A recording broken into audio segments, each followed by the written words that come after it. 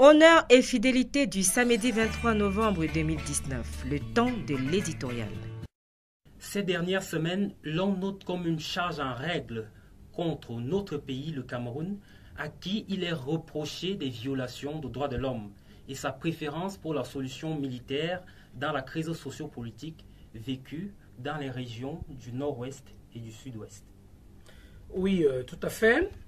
Il convient avant tout de garder présent à l'esprit le message du président de la République à la nation, message du 10 septembre 2019 en cours et dans lequel le chef de l'État invitait au grand dialogue national.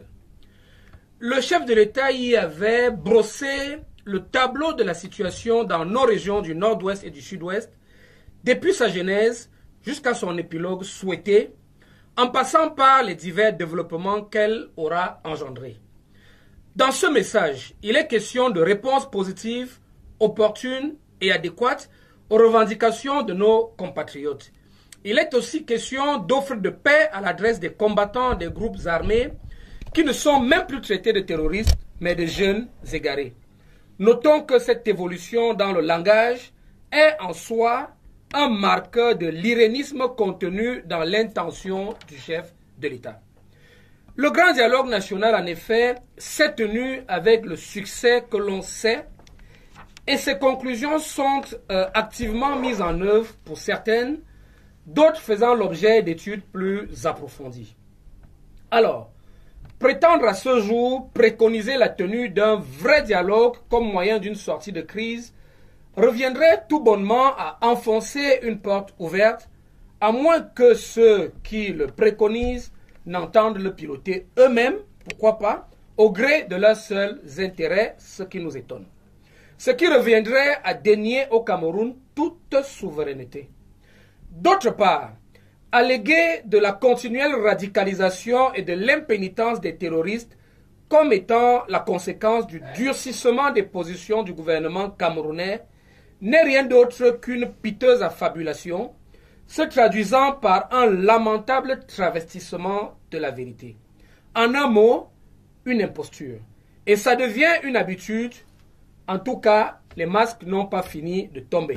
Qu'il n'y a pas de solution militaire à cette crise sociopolitique.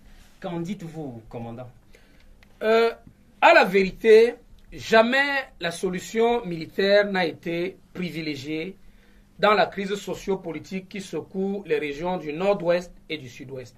Jamais la guerre n'y a été déclarée, ni un quelconque état d'urgence, ni même un état d'exception. Au contraire, pratiquement tout est entrepris pour y garantir la paix et la sécurité. Les élargissements à répétition des personnes poursuivies pour violences armées, l'acheminement et la distribution de l'aide humanitaire d'urgence, la création de centres de désarmement, démobilisation et réintégration d'ex-combattants des groupes armés sont du nombre de mesures d'apaisement. Dans la même veine, nos forces de défense et de sécurité y réalisent d'innombrables actions civilo-militaires au bénéfice des populations. La situation à ce jour est d'ailleurs en voie de normalisation progressive. Donc, permettez-moi, lieutenant, en plus d'être un soutien explicite aux groupes armés illégaux qui sèment la terreur dans le nord-ouest et le sud-ouest, les prises de position de ceux qui prétendent qu'une issue militaire à cette crise est impossible, à moins de transférer les pouvoirs à ces dissidents, ces prises de position, disions-nous, confirment enfin ce qui était jusqu'ici subodoré. Il s'agit de la partition pure et simple du Cameroun, c'est ce qui est inadmissible, impossible.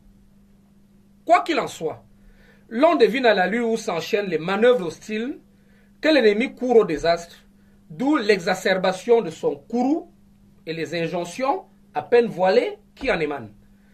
Mais en dépit des augures plus sombres les uns que les autres qui nous sont promis, une chose est certaine, jamais le peuple camerounais ne se laissera dicter sa conduite par une poignée de traîtres à la patrie, ce et quelle que soit la nature et la puissance de leurs commanditaires.